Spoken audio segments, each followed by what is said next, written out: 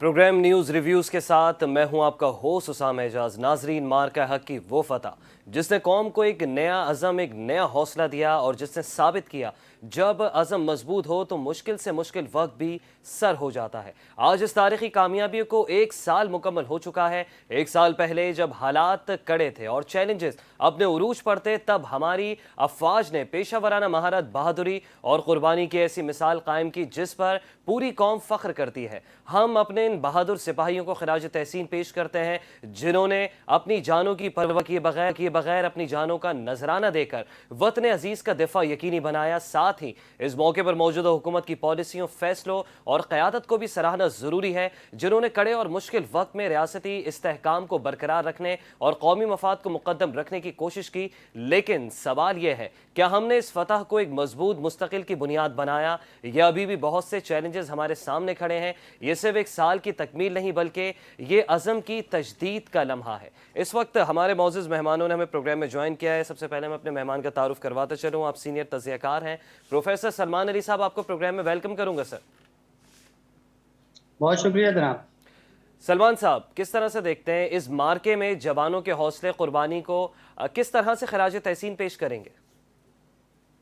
देखिए, कौमों की तारीख में ये एक संग मील की हैसियत रखता है और हम वजह तौर पे फ़ख्र कर सकते हैं इस बारे में कि हमारी कौम के जवानों ने, हमारी फ़ौज ने, अफ़वाज पाकिस्तान ने, हमारी लीडरशिप ने सही वक्त पर और सही फैसलों के मुताबिक और अपनी भरपूर क़ुव्वत के साथ दुश्मन का मुकाबला किया। और ये एक तारीखी लम्हा था जो एक साल पहले गुजरा और जिसकी सालगिरह हम मनाने के लिए जमा हुए हैं और कोशिश कर रहे हैं कि हम जी। ये और ऐसे हादसात और ऐसे लम्हात यादगार होते हैं जो उस कौम को बहैसियत कौम, एक कौम की तश्कील में मददगार साबित होते हैं। भूलना नहीं चाहिए कि मई के महीने में जब हमने एटम बम के धमाके किए थे और यही मई का महीना दोबारा हमारे लिए एक यादगार महीना बन गया है कि जिसमें हमने अपनी अफवाज के साथ मिलकर दुश्मन को उसकी साजिशों का मुंह तोड़ जवाब दिया। जी। और ऐसे ही मौके होते हैं जब एक कौम तश्कील पाती है और कौमों की तारीख में यादगार लम्हे होते हैं। ठीक है प्रोफेसर साहब, आप हमारे साथ रहिएगा। मेजर रिटायर्ड नदीम साहब जो कि दिफाई तज़कियाकार हैं, आप भी हमें प्रोग्राम में ज्वाइन कर चुके हैं। मेजर साहब, आपको खुश आमदीद कहूँगा। शामदी, शुक्रिया आपने बुलाया। मेजर साहब, किस तरह से अपनी अफवाज को और जो सीसा पिलाई दीवार की तरह खड़े रहे इस मार्के में, आपके फ़ौजी जवानों को किस तरह से आप खराज तहसीन पेश करेंगे? और एक सवाल ये भी है कि आपके ख्याल में इस मार्के में पाक फ़ौज की सबसे बड़ी पेशा वराना कामयाबी क्या रही? किस तरह फ़ौजी क़यादत ने मुश्किल हालात में बर वक्त और मौसर फैसले किए? क्योंकि अल्हम्दुलिल्लाह आपको पता है ऑपरेशन दुनिया में महसूस इस तरह से चला। और जब से ये ऑपरेशन हुआ है, ऑपरेशन सिंदूर के काउंटर अटैक के जवाब में, तो अल्हम्दुलिल्लाह पाकिस्तान उस वक्त से पूरी दुनिया के अंदर एक टेक ऑफ पोजीशन के अंदर नजर आता है। पूरी दुनिया में उड़ता हुआ नजर आ रहा है और हर जगह हमारी प्रोग्रेस हो रही है, जी। क्योंकि अब हमारी कैपेबिलिटीज का दुनिया को पता चला। इससे पहले हमारी कैपेबिलिटीज का शायद दुनिया को इस तरह से हकीकी आइडिया नहीं था और वो बिल्कुल, पूरी हिंदुस्तान दुनिया को मोतरफ है। जो है वो बड़ा मुल्क समझते थे। आप देखें कि अमेरिका ने इंडिया के साथ जिस तरह से दोस्ती की हुई थी और जी। उसको वो कहता था कि ये एलिफेंट है और हम इसको जो है वो ड्रैगन के अगेंस्ट यानी चाइना के अगेंस्ट हम इसको खड़ा करेंगे, और उन्होंने क्वाड बनाया था। लेकिन आप देखें कि जब से ये ऑपरेशन हुआ उसके बाद से ट्रंप साहब की और अमेरिका की तमाम इंतजामिया की जबान अगर आप देखें और उनका तमाम अंदाजे जब गलत हुए तो उन्होंने उस हाथी को गोद में से उठाकर फेंक दिया और उन्होंने पाकिस्तान को अब इस वक्त जो है वो गले लगाया है। और वो पाकिस्तान की कैपेबिलिटी से उनको अंदाजा हुआ है कि पाकिस्तान जो है इस वक्त दुनिया में इंडिया से भी बहुत आगे है और वो पाकिस्तान को अंडर एस्टिमेट करते रहे हैं। अब पाकिस्तान को इंशाल्लाह दुनिया अंडर एस्टिमेट नहीं करेगी। जिस तरह से आपने बात की कि ऑपरेशन जो हमारा मरकज़ हब जिस तरह से हुआ बुनियादी मखसूस में, हमारी अफवाज सीसा पलाई हुई दीवार साबित हुई। हमने काउंटर अटैक किया, जी। अल्लाह अकबर का नारा लगाकर आपने जी। देखा कि फतह मिसाइल यहाँ से हमने फायर किए।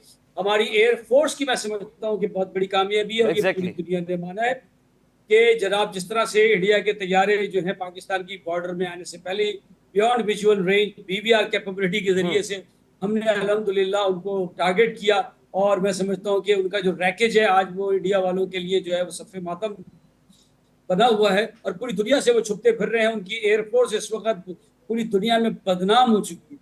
इसी तरह से आर्मी का अगर देखें तो लाइन ऑफ कंट्रोल के ऊपर पाकिस्तान ने जिस तरह से करारा जवाब दिया, बहुत सारे लोगों को उसका आइडिया नहीं, लेकिन मैं आपको बता सकता हूँ कि हमारे जो सबसे बड़े इस पूरे मोर्चे में जो आर्मी का किरदार था, उसके जो मुजाहिद थे, मोहम्मद मुजाहिद, वो कोर कमांडर रावलपिंडी थे, जनरल इम्तियाज शाहिद इम्तियाज, सॉरी उनका नाम है, लेफ्टिनेंट जनरल शाहिद इम्तियाज, वो उस वक्त पिंडी के कोर थे।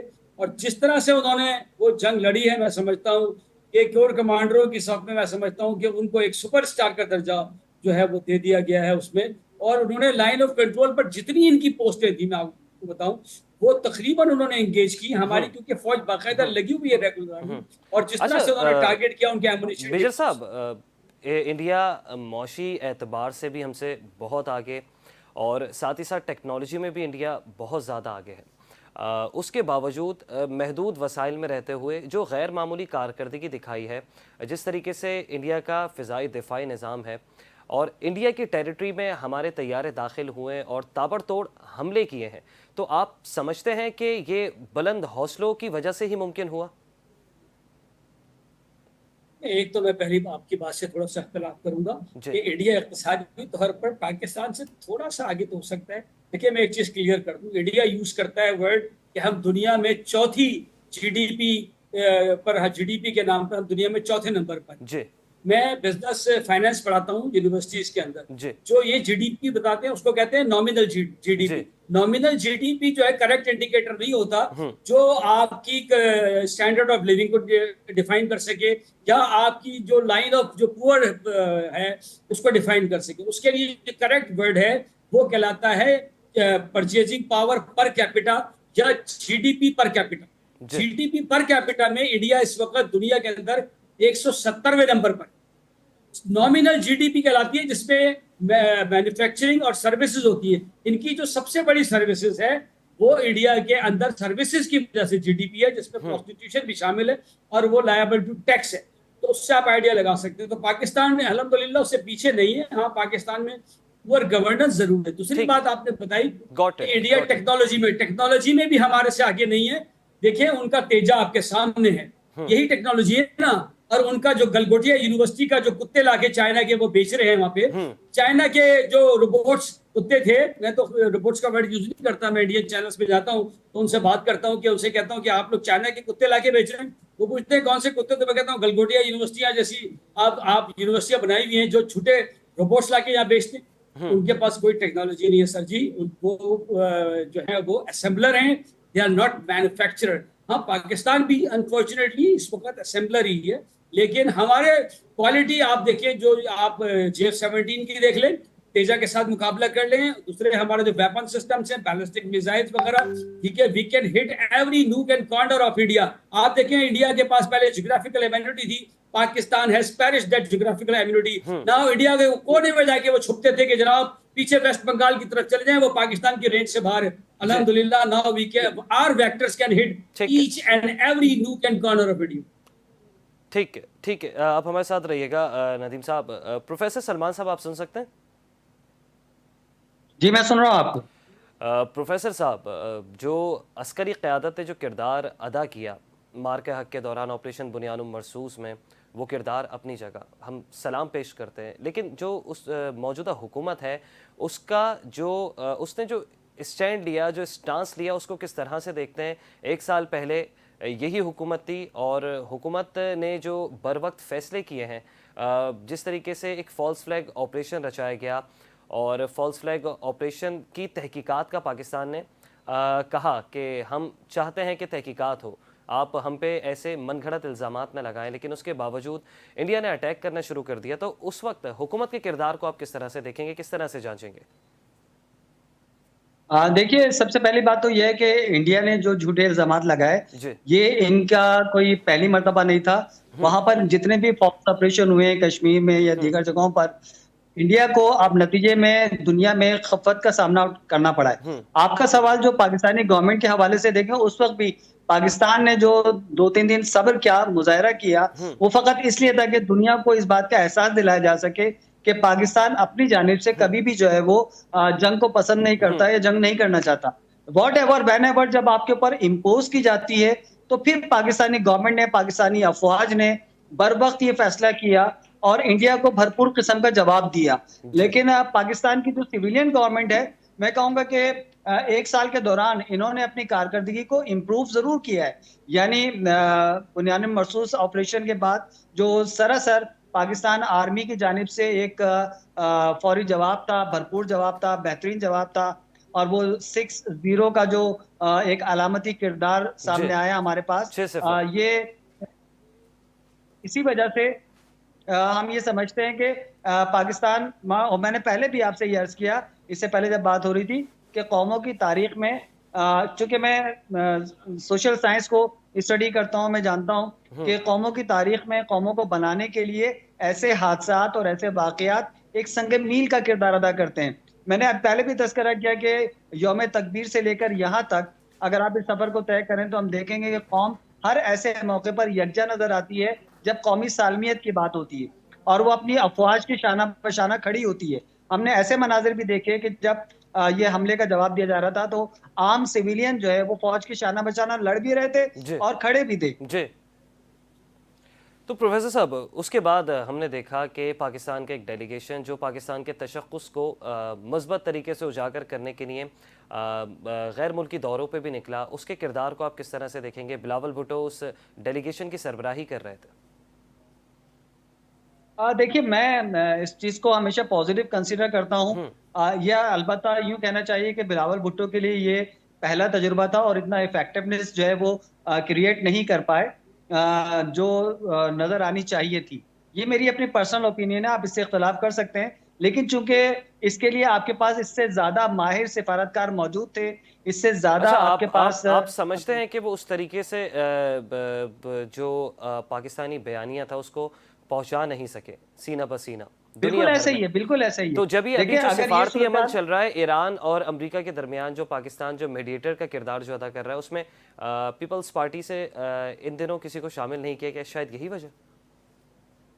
बिल्कुल ऐसे ही हो सकता है। देखिए, बात है कि कौमों, ये अक़वाम की तारीख में तजुर्बात बार बार नहीं की जाते, बड़े हसास और नाजुक मामलात होते हैं। एक पोस्ट वॉर कंडीशन में जब आपको एक जिम्मेदारी दी जाती है कि आपने इस बयानिए को इस्टेब्लिश करना है, जी। और वो बयानिया इस्टेब्लिश ना हो पाए या उसके खातिर खा नताइज ना आए, तो जाहिर है कि दूसरी मरतबा के लिए तो रिस्क नहीं लिया जा सकता। अच्छा, आप देखें, ईरान अमेरिका वॉर के दरमियान जो सिफारतकारी या जो मीडिएटर का काम कर रहे हैं, ये कितना इफेक्टिवली प्ले हो रहा है, इसका अंदाजा आप कर सकते हैं कि हम दोनों जानिब, यानी अमेरिका की जानिब भी और ईरान की जानिब भी, एक काबिल एतमाद और काबिल भरोसा पार्टनर के तौर पर सामने जी। नजर आ रहे हैं। जी। तो ये ज्यादा इफेक्टिव है, या उसके बाद आप देखें कि अगर हमारा मीडिया 6-0 को इतना प्रमोट नहीं करता या हमारी आर्मी ने बर वक्त जवाब ना दिया तो शायद हम इस बात को दोबारा दोहराने के लिए भी बैठे ना होते।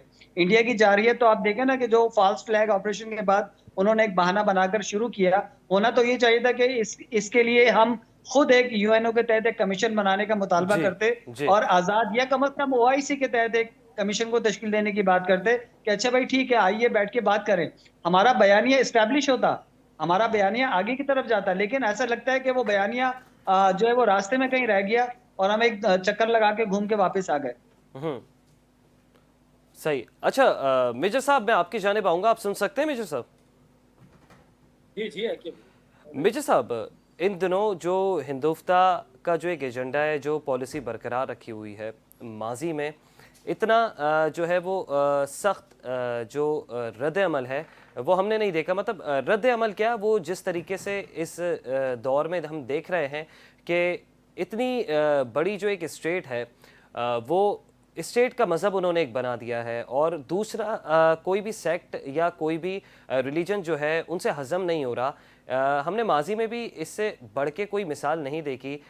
इससे कबल भी मराठों का भी दौर देखा, लेकिन मुसलमानों को इस हद तक नुकसान नहीं पहुंचा। आप समझते हैं कि इंडिया के लिए ये नरेंद्र मोदी और इनका जो साला साल जो अब दौर चल रहा है, हुकूमती अदवार जो इनके चल रहे हैं, ये ज़हर कातिल साबित होंगे आइंदा कुछ दिनों में?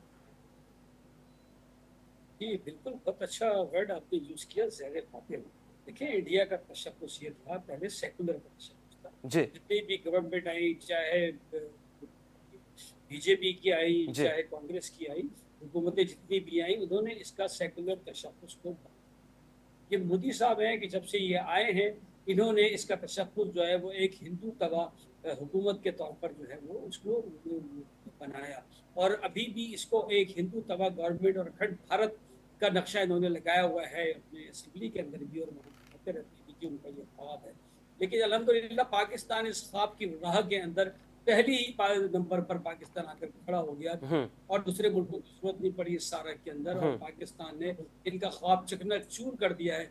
जो इन्होंने एक आप कह लें कि एक वॉज अ टेस्ट फायर, जो उन्होंने इस केस को एक टेस्ट के तौर पर लिया था कि शायद हम पाकिस्तान का पता करेंगे और हमें कुछ नहीं होगा, लेकिन मैंने आपको बताया कि पूरी लाइन ऑफ कंट्रोल पे जो हमारे जनरल साहब थे, जैसे कि लेफ्टिनेंट जनरल शाहिद इम्तियाज साहब, उन्होंने खुलकर जो है वो जंग का एक्सेप्ट किया और पूरी लाइन ऑफ कंट्रोल से एक साथ साइमल्टेनियस फायर किया है।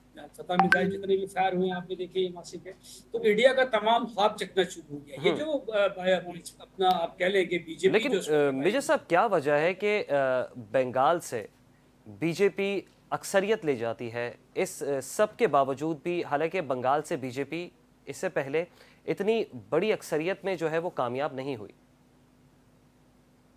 देखिए ये सब इसमें रिगिंग है। आप देखें कि कांग्रेस ने बड़ा क्लियर इल्जाम लगाया है, वोट चोर का नारा लगाया है कि ये वोट चोरी हुई। जी ठीक है, बीजेपी इस वक्त हर तरह की मैल प्रैक्टिसेस को इख्तियार कर रही है। हम्म ठीक है, वेस्ट बंगाल में उनका कोई वोट नहीं बनता था, जिस तरह उन्होंने स्वीप किया है।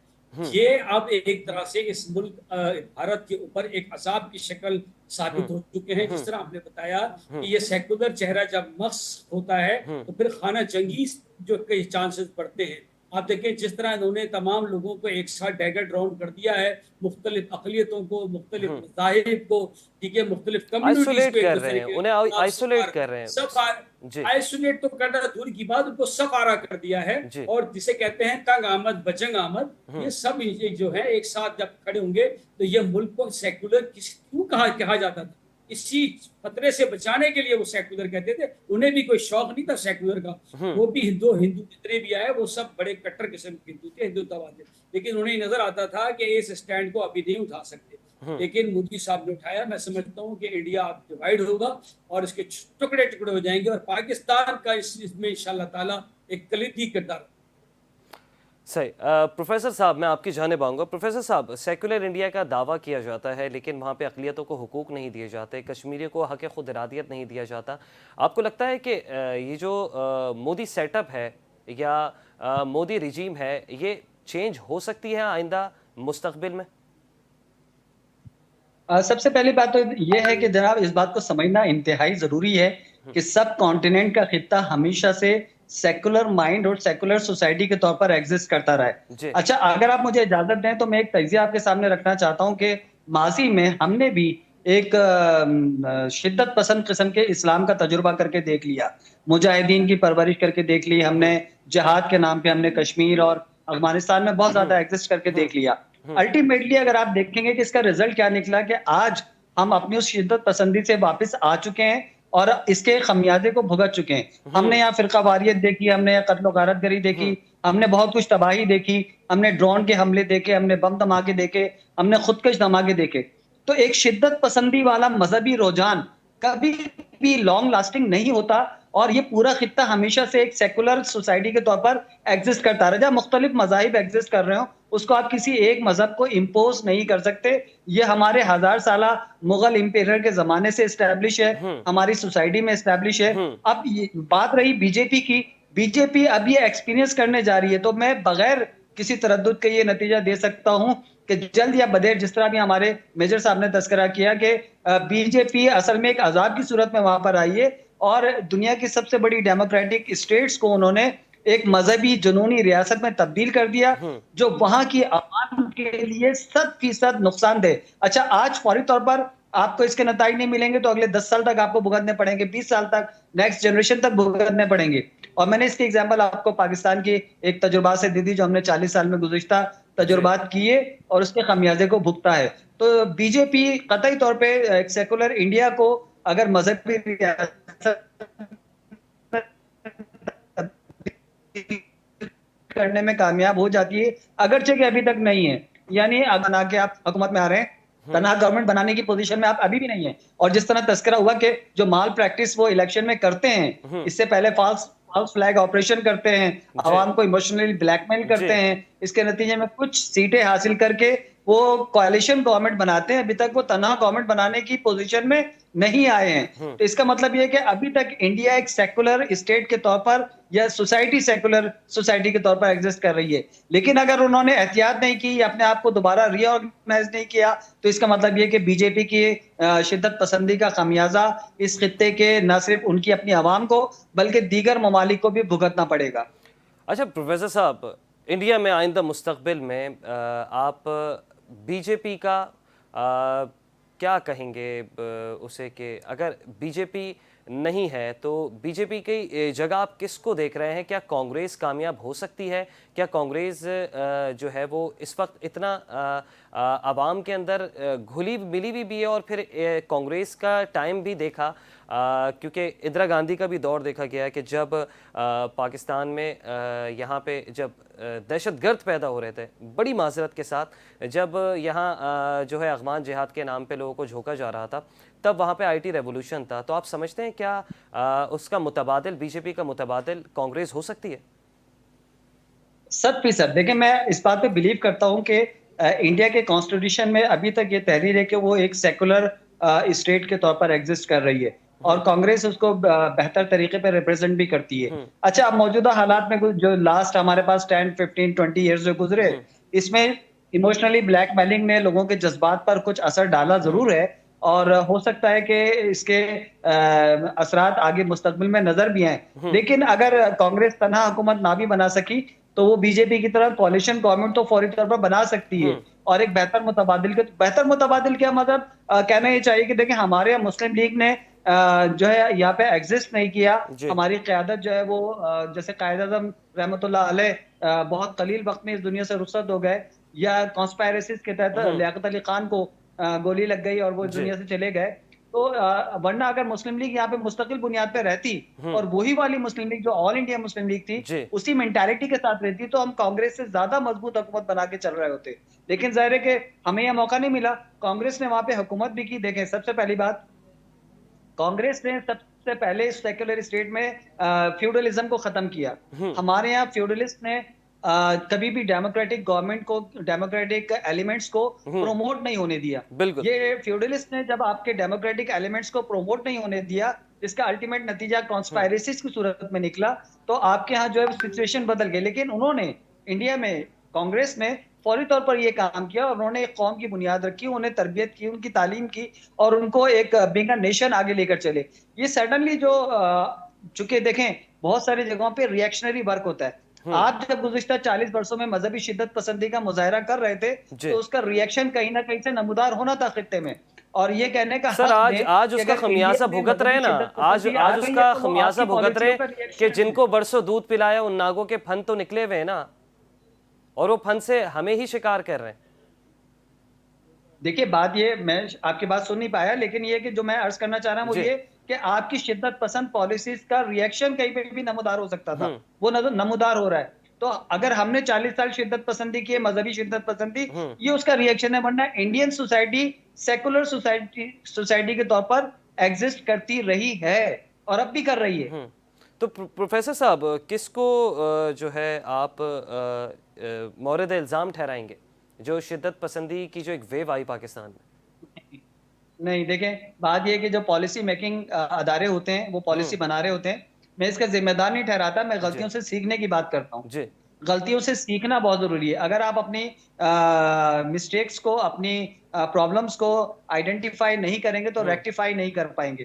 तो हमारा बुनियादी तौर पर मकसद ये है कि हम प्रॉब्लम्स को आइडेंटिफाई करें। देखिए, अगर एक दफा गलत पॉलिसी बन गई है, हमने रिव्यू कर लिया, हम मजहबी शिद्दत पसंदी से वापस एक नॉर्मलाइज सोसाइटी की तरफ आ रहे हैं, तो इसका मतलब ये है कि हमने वो अपनी शिद्दत पसंदी के खमियाजे को भुगत लिया है, अब हम नॉर्मलाइज करना चाह रहे हैं। मैं इसका ब्लेम किसी को नहीं करता, ब्लेम पॉलिटिक्स एक पॉलिटिशियंस का काम है। मैं तो सिर्फ इसका एक हल पेश कर रहा हूँ कि देखें, ये कौमों की तारीख में जो चीजें आगे बढ़ती हैं, जी पीछे हटने का सबब होता है, एक कौम बनती है, उसमें सारे फैक्टर्स इन्वॉल्व होते हैं। देखिए, फिर एक बात करेंगे कि हमारे यहाँ इलेक्टोरल सिस्टम में जब नॉन पॉलिटिकल इलेक्शन हुए, जी उस नॉन पॉलिटिकल इलेक्शन ने आपके यहाँ न सिर्फ सेक्टेरियनिज्म को जन्म दिया, बल्कि आपके यहाँ एथनिक ग्रुप्स को भी जो है बहुत ज्यादा मजबूत किया, लिंग्विस्टिक ग्रुप्स को बहुत ज्यादा मजबूत किया। अगर आप गैर जमाती बुनियाद पर इलेक्शन नहीं करवाते, अब ये पॉलिसी मेकिंग अफराद जो थे, अदारे थे, उनसे गलती हुई, उसके बाद आइंदा इस गलती को ना दोहराया जाए, तो आप एक कौम के तौर पर जो है वो एग्जिस्ट कर सकते हैं। अदर देन प्रॉब्लम्स तो अपनी जगह रहेंगी, फिर तो हम इरिडिकेट करने की बात कर रहे हैं, हम ब्लेम नहीं कर रहे किसी को। ठीक है। मेजर नदीम साहब, हुकूमत ने पूरे अमल में मार्का हक बुनियानुम मरसूस के पूरे अमल में आपको लगता है जो पॉलिसी अपनाई है वो पॉलिसी कारगर साबित हुई है, जब भी आज पूरी दुनिया पाकिस्तान की मौतरफ है और पाकिस्तान को स्ट्रेटजिक पार्टनर के तौर पे अमेरिका देख रहा है, ईरान हम पे भरोसा कर रहा है? बिल्कुल। अब सारी जितनी भी प्रोग्रेस पाकिस्तान की, जब से ऑपरेशन सिंदूर के बाद हमने ये ऑपरेशन बुनियानुम मरसूस मार्का हक किया है, पाकिस्तान उस वक़्त से अल्हम्दुलिल्लाह ग्रेजुअली बहुत फास्ट पेस के ऊपर प्रोग्रेस कर रहा है। पूरी दुनिया में एक पिवटल रोल और पूरी दुनिया पे सेंट्रल स्टेज के ऊपर आपको नजर आ रहा है। इंडिया स्टेज से गायब है, इंटरनेशनल स्टेज से आइसोलेट हुआ है टोटली और इररिलेवेंट हो गया है डिप्लोमेटिकली। पाकिस्तान को ये डिप्लोमेटिकली फतूहात जितनी भी हैं इस वक्त, ये वजह नहीं कि हमारे जो डिप्लोमेट्स थे वो कोई ज्यादा एफिशिएंट हो गए या उन्होंने कोई ज्यादा कोई ऐसी एफिशिएंसी दिखाई, नहीं। आपका जो डिफेंस का शोबा है, देखिए मैं बार बार पाकिस्तान में, देखिए पाकिस्तान के अंदर जो है जिस तरह से आप सिविल शोबा है, सिविल शोबा आपका इस वक्त प्रोग्रेस कर रहा है, यानी वो तरक्की पजीर है। लेकिन पाकिस्तान का जो डिफेंस का शोबा है वो इस वक्त तरक्की याफ्ता मुल्कों की सफ में खड़ा है। तो पाकिस्तान मेजर साहब, इस कामयाबी की बड़ी वजह हुकूमत और फौज के दरमियान बेहतरीन कोऑर्डिनेशन को करार दिया जा सकता है। बिल्कुल। देखिए ये पहली दफा इतना अच्छा कोऑर्डिनेशन हो रहा है कि हुकूमत और हमारी जो मुसल्लह अफवाज हैं इस वक्त, जो हमारी सिक्योरिटी फोर्सेज है, वो एक पेज पर है। उसकी वजह यह है कि हम जिस तरह के चैलेंजेस का सामना कर रहे हैं उनमें ज्यादातर मिलिट्री नौयत के भी हैं और साथ साथ इकोनॉमिकल नौयत के भी है, फाइनेंशियल इंडस्ट्री। तो इन दोनों के लिए आपको इन दोनों का एक पेज पर होना जरूरी है। और ये दोनों जो प्रॉब्लम्स है पाकिस्तान की, वो आपस में इंटर रिलेटेड है। यानी अगर आप सिक्योरिटी आपकी अच्छी होगी तो आपकी इकोनॉमी ऑटोमेटिकली इंप्रूव करेगी। तो अल्हम्दुलिल्लाह ये पहली दफा हो रहा है और ये आपने देखा कि इसके समरात अब आपको नजर आ रहे हैं और पाकिस्तान इस वक्त पूरी दुनिया में एक जगमगाते हुए सितारे की तरह आपको नजर आ रहा है। पाकिस्तान न्यूक्लियर पावर है। मैंने पहले भी कहा कि डिफेंस में हम दुनिया में तरक्की याफ्ता पे खड़े। आप नाम ले लीजिए दुनिया का कौन सा वेपन पाकिस्तान के पास नहीं है, कोई मुझे बता दे। हम टैंक्स बना रहे हैं, हम एयरक्राफ्ट बना रहे हैं, हम सबमरीन बना रहे हैं, हम फ्रीगेट बना रहे हैं, हर तरह का ammunition, missile, ballistic, cruise, you name anything. Nuclear आपके पास है, हाइड्रोजन बम आपके पास है। आप बताइए कौन सी चीज है जो हमारे पास इस वक्त दुनिया में नहीं। दुनिया की कोई ताकत, इंक्लूडिंग सुपर पावर्स की बात कर रहा हूँ, पाकिस्तान की तरफ हमला करने की जरूरत नहीं कर सकती। ट्रंप का बयान सामने परसों का, उसने कहा कि अगर ईरान एटम बम बना लेता तो शायद हम यहाँ पे ना होते, हम यहाँ पर नहीं आ सकते थे। ये आप ध्यान में रखें। अच्छा मेजर साहब, क्या लगता है, क्या इंडिया के जरिए पाकिस्तान को टेस्ट किया गया था? नहीं, पाकिस्तान को बिल्कुल टेस्ट नहीं किया। पाकिस्तान को टेस्ट करने की कोई वजह नहीं होती। जब आप न्यूक्लियर पावर होते हैं तो आपके ऊपर ग्राउंड ऑफेंसिव पॉसिबल ही नहीं है। एयर रेड पॉसिबल होता है, वो भी उस सूरत में जब उनके 100% उनको टारगेट ऑब्जेक्टिव्स पता हो कि कहाँ कहाँ का न्यूक्स है। कोई भी एक दो न्यूक्स भी निकल गए तो बस समझ लें खत्म हो गया मामला। पाकिस्तान को टेस्ट नहीं किया गया, इन्होंने पाकिस्तान को अंडर एस्टिमेट किया। इन्होंने कोल्ड स्टार्ट एक डॉक्ट्रिन कहलाती है, उन्होंने वो चली कि ट्राई करते हैं कि जी हमने एक छोटा सा एक्शन किया है और वो हम अपना एक्शन अपने अवाम को मुतमईन कर लेंगे, हमारे वोट बैंक बन जाएंगे और हो सकता है पाकिस्तान रिटेलिएट ना करे। लेकिन पाकिस्तान ने फुल स्केल के ऊपर, नॉट द माइनर स्केल, हमने फुल स्केल के ऊपर उस वॉर को लिया और फुल स्केल के ऊपर रिटेलिएट किया। जैसे मैंने आपको कहा कि एयरफोर्स का तो सारी दुनिया ने देखा नजर आ रहा है। एक जाती सवाल है, फौज में से भी जो है ब्लैक शीप्स का सफाया हुआ था इस ऑपरेशन से पहले, तो आप समझते हैं कि ये भी हमारी एक बहुत बड़ी कामयाबी थी कि पहले हमने एक अंदरूनी एहतसाब किया? देखिए एहतसाब तो जाहिर है कि हर जगह पर शफाफियत लाता है और एफिशिएंसी को इम्प्रूव करता है, ठीक है। लेकिन बहरहाल मैं उसको नहीं समझता कि उससे पाकिस्तानी अफवाज जहाँ भी होती हैं, हम एज ए पाकिस्तानी जहाँ भी होते हैं, अल्हम्दुलिल्लाह पाकिस्तान पहले भी उसी तरह से मजबूत था, आज भी उसी तरह से मजबूत है। जी। ये अगर पाकिस्तान को 10 साल पहले भी टेस्ट करते तो पाकिस्तान इसी तरह से इनको जवाब देता। ये अल्हम्दुलिल्लाह इन्होंने अभी हमें ब्रेक किया, हमने उनका जवाब दिया, और उनको आप देखें कि उनका S4 और नेम एनीथिंग एमुनिशन डिपोज और पूरी लाइन ऑफ कंट्रोल के ऊपर, जिस तरह हमारे जनरल साहब ने नाम लिया कि core commander Rawalpindi general Imtiaz Shahi साहब ने, ये एक खामोश हीरो, मैं इनका नाम बार बार इसलिए ले रहा हूं कि हमारी आवाम एयरफोर्स को तो देख रही है, लेकिन जो मिलिट्री ने सक्सेस हासिल की वो थोड़ा सा एक खामोश मुजाहिद वाली बात है, उन्हें उसका आइडिया नहीं हो रहा, क्योंकि उन्होंने ये सुना कि एमुनिशन डिपो तबाह हो गया, S-400 की साइट तबाह हो गई, एयर डिफेंस यूनिट तबाह हो गए। जनाब, ये आपके ऊपर ऑफेंसिव लॉन्च कर सकते थे, इसकी आड़ के अंदर लाइन ऑफ कंट्रोल क्रॉस कर सकते थे, लेकिन अल्हम्दुलिल्लाह पाकिस्तान ही आगे जाके पाकिस्तान ने आगे जाके अटैक किया है, और उनकी तमाम जो लाइन ऑफ कंट्रोल पर उनकी गनों को खामोश। ठीक है प्रोफेसर सलमान साहब, आपसे जानना चाहूँगा, ये जो फतह हासिल की पाकिस्तान ने गुज़िश्ता 1 साल पहले मई के महीने में ही, इस फतह से पहले पाकिस्तान का आलमी सतह पर क्या इमेज था, और जब फतह हासिल कर ली तो उसके बाद अब क्या इमेज देख रहे हैं? देखिए, पाकिस्तान हमेशा से इकोनॉमिकल क्राइसिस में रहा है, सिविलियन गवर्नमेंट्स क्राइसिस में रही हैं। यानी तारीख है कि किसी भी डेमोक्रेटिक गवर्नमेंट ने अपना टेन्योर पूरा नहीं किया है। तो पाकिस्तान का इमेज बुनियादी तौर पर कोई इतना खास नहीं था। अलबत्ता फौजी पॉइंट ऑफ व्यू से, यानी आर्मी के पॉइंट ऑफ व्यू से अगर आप कहें, तो पाकिस्तान एक एटमी कुव्वत है, और पाकिस्तान मुस्तकिल बुनियादों पर अपनी पॉलिसीज को कंटिन्यू करता है, जिसकी वजह से आपके पास आर्मी इस पोजीशन में है कि वो अपने टैंक, मिसाइल सब कुछ तैयार किए हैं। तो जिस तरह आपने भी इससे पहले कहा था कि क्या ये टेस्ट किया गया है या अंडर एस्टिमेट जो जवाब में कहा गया, तो मैं आपकी बात की तायद करूंगा कि पाकिस्तान को टेस्ट किया था। जरा आप तसव्वुर करें। अच्छा, आप मान रहे हैं कि टेस्ट किया गया था? टेस्ट किया गया था। और देखें, आप तसव्वुर करें कि अगर आप इसका जवाब ना देते, आपकी आर्मी मजबूत ना होती और आप रिटेलिएट ना करते, तो फिर आप फुटबॉल बन के रह जाते इस खित्ते में। फिर जरा जरा से बहाने लेकर आपके ऊपर अटैक किया जाता, जरा जरा से बहानों पर फॉल्स फ्लैग ऑपरेशन के नतीजे में आपको जो है वो तख्ता मश्क बनाया जाता। ठीक है ना? तो ये एक टेस्ट था जिसमें आप 100% कामयाब रहे, और पता चला कि जनाब आप दुश्मन से के मुकाबले के लिए हर वक्त तैयार भी है, और उससे बेहतर टेक्नोलॉजी भी रखते हैं, और जंगे टेक्नोलॉजी की बुनियाद पे लड़ी जाती, तो आज अमेरिका फातिह करार पाता। मतलब इस कामयाबी को कौमी यकजहती का नमूना करार देंगे, कौमी यकजहती से ही कामयाबी मुमकिन हुई।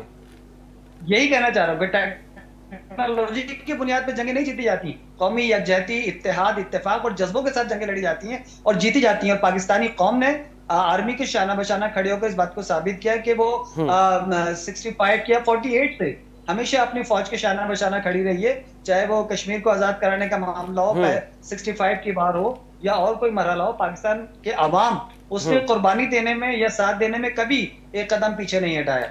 अच्छा प्रोफेसर साहब, अगर यही कोऑर्डिनेशन और यही हम आहंगी रही मौजूदा जो अस्करी सेटअप है उसके दरमियान, जो सियासी सेटअप है उसके दरमियान, तो मुस्तकबिल के जो चैलेंजेस हैं हम उसे भी काबू कर सकते हैं, उससे भी निबर्द आज़मा हो सकता है? देखिए, फौज तो हमेशा जो है वो एक अदारे के तौर पर एग्जिस्ट कर रही है। बात है जी प्रोफेसर साहब।